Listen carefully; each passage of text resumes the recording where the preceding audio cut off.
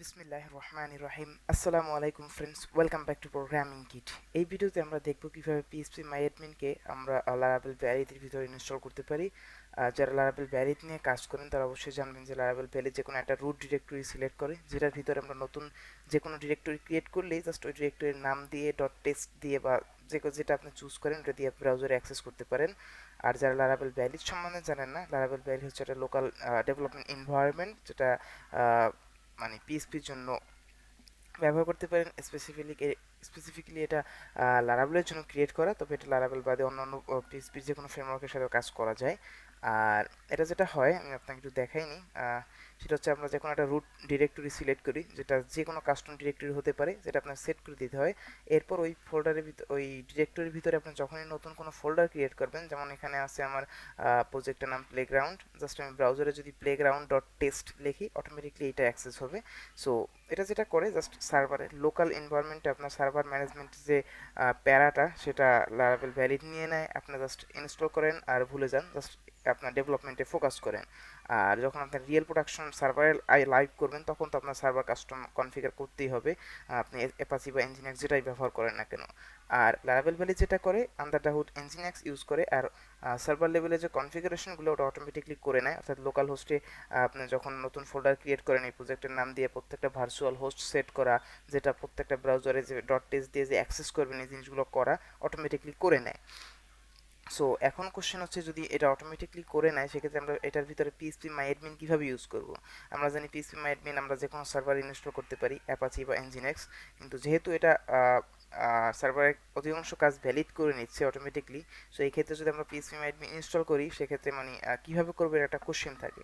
So এটা দুইটা ওয়েতে করা যায়। একটা হচ্ছে কি আপনার নর্মালি যেভাবে পিএইচপি মাই অ্যাডমিন ইনস্টল করেন সেভাবে করতে পারেন যে কোনো প্যাকেজ ম্যানেজার দিয়ে, দ্যাট কমপ্লিটলি ফাইন। আরেকটা সহজ এবং সিম্পল ওয়ে হচ্ছে, যেহেতু আমরা ভ্যালিড সকল কনফিগারেশন করে দিচ্ছে এবং আমাদের একটা রুট ডিরেক্টরিও দিচ্ছে সার্ভারে, সেক্ষেত্রে আমরা যেটা করতে পারি সবচেয়ে সহজ যেটা, পিএইচপি মাইডমেন্টই কোনো পিএইচপি মাইডমেন্টকে যদি কোনো মতে আমরা এই রুট ডিরেক্টরির ভিতরে এনে রাখতে পারি, এরপর কিন্তু জাস্ট আমরা ফোল্ডারের নাম করেই লারাভেল ভ্যালিডে যেভাবে অন্যান্য প্রজেক্ট অ্যাক্সেস করি ঠিক সেমভাবে অ্যাক্সেস করতে পারবো। সো চলুন আমরা দেখি এটা কিভাবে করতে পারি।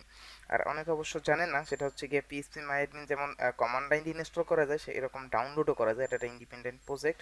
আপনি যদি কখনো phpMyAdmin.net এই ইউআরএলে আসেন সেক্ষেত্রে আপনি এখানে দেখতে পাবেন যেখানে phpMyAdmin-এর একটা অফিসিয়াল ওয়েবসাইট, এখান থেকে যে ডাউনলোড বাটন আছে এখানে ক্লিক করলে phpMyAdmin-এর এটা ডাউনলোড হবে।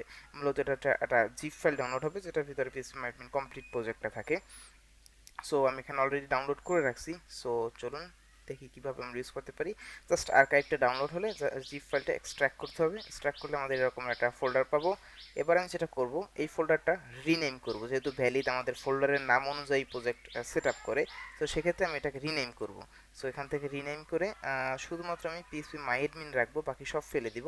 সো এরপর আমি জাস্ট এই ফোল্ডারটা ড্র্যাগ করে আমার যে ডিরেক্টরি আছে সেখানে নিয়ে যাব। বোঝার সুবিধার্থে আমি জাস্ট এখান থেকে কপি করি, কপি, দেন আমার রুট যে ডিরেক্টরিতে ভ্যালিড ইনস্টল করা আছে সেই ডিরেক্টরিতে চলে যায় যেখানে আমার সব প্রজেক্ট থাকে, যেটা যে কোনো ডিরেক্টরি হতে পারে যেটা আপনি ভ্যালিডে সেট করে দিবেন সেটা। সো এরপর যদি আমি এখানে পেস্ট করি পিএইচপি মাই অ্যাডমিনটা, সো পেস্ট হয়ে গেল। এবার যদি আমি এটা ফোল্ডারটা ওপেন করি সেক্ষেত্রে দেখবেন যে এইগুলো সব হচ্ছে পিএইচপি মাই অ্যাডমিনের ফাইল। যারা কখনো দেখেন নাই তারা দেখতে পারেন। নর্মালি এটা যদি আপনি কমান্ড লাইন দিয়ে ইনস্টল করেন সেক্ষেত্রে থাকবে ধরেন সার্ভার ফোল্ডার, যে ফোল্ডার থাকে ওই ওই জাস্ট হিডেন থাকে সোজা কথা, যেগুলো নর্মালি যখন আপনার কোনো কনফিগারেশন করতে হয় তখনই শুধুমাত্র অ্যাক্সেস করেন, নর্মালি এগুলো অ্যাক্সেস করা হয় না। সো সেক্ষেত্রে এইভাবে করলে আপনি জিনিসটা বুঝতে পারলেন যে পিএইচপি মাইডমিনটা কীভাবে চলে, এটা কে বানাইছে বা কীরকম বানাইছে। সো জাস্ট এটা সিম্পল একটা পিএইচপি প্রজেক্ট যেটা আপনার ডাটাবেসের সাথে কানেক্ট করে আপনার ডাটাবেসটা ম্যানেজ করতে পারেন, এটাই। সো এখান থেকে চাইলে আপনি সহজে যে কোনো কনফিগারেশন আপনি চেঞ্জ করতে পারবেন।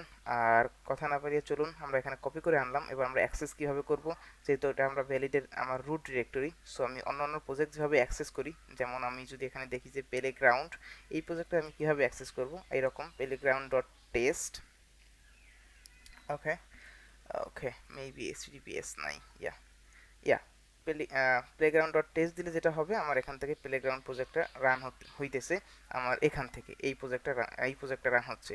তো সিমিলারভাবে আমি যদি পিএসপি মাই অ্যাডমিন এখান থেকে অ্যাক্সেস করতে চাই, যেহেতু পিএসপি মাই অ্যাডমিন আমি ওখানে রেখে আসছি, সো পিএসপি মাই অ্যাডমিন ডট টেস্ট এভাবে যদি আমি দেই, দেখবেন আমাদের পিএসপি মাই অ্যাডমিনের লগইন পেজ চলে আসবে। আর অবশ্যই পিএসপি মাই অ্যাডমিন এই পর্যায়ে যদি আপনি ইউজ করতে চান, এই পর্যন্ত যদি আসেন, অবশ্যই আপনার মাইস্কুল ইনস্টল থাকতে হবে, আগে পিএসপি এবং মাইস্কুল ইনস্টল থাকতে হবে। আর এরপর আপনি যেটা করবেন, জাস্ট আপনার মাইস্কুলের ইউজার নেম, রুট এবং পাসওয়ার্ড যদি থাকে তো পাসওয়ার্ড দিবেন। আমার পাসওয়ার্ড নাই, সেক্ষেত্রে আমি ফাঁকা রেখে জাস্ট গো বাটনে ক্লিক করলে আমাদের এখানে লগ ইন হয়ে যাবে এবং আপনারা পিএসপি মাই অ্যাডমিন দেখতে পাবেন নর্মালি, যেরকম আমরা just local host class PSP মাই অ্যাডমিন এরকম যেভাবে আমরা অ্যাক্সেস করি ইনস্টল করার পর। আর এবার আপনি এখান থেকে কমপ্লিটলি আপনার ডেটাবেস ম্যানেজ করতে পারেন, নতুন ডেটাবেস ক্রিয়েট করতে পারেন, এরপর এক্সিস্টিং ডেটাবেস ডিলিট করতে পারেন, হোয়াট এভার ইউ ওয়ান্ট, সোজা কথা। সো এইরকম সিম্পল ওয়েতে পিএসপি অ্যাডমিন আপনারা ব্যবহার করতে পারেন। আর এটা শুধুমাত্র লারাভেল ভ্যালিতে জন্য সীমাবদ্ধ না, আপনি ঠিক সেমভাবে আপনি যদি চান আপনার অন্য কোনো সার্ভার ইনস্টল করবেন কমান্ড লাইন বাদ দিয়ে ডাউনলোড, এরকম জিপ ডাউনলোড করে, আপনার you are welcome, you can do it, no problem at all.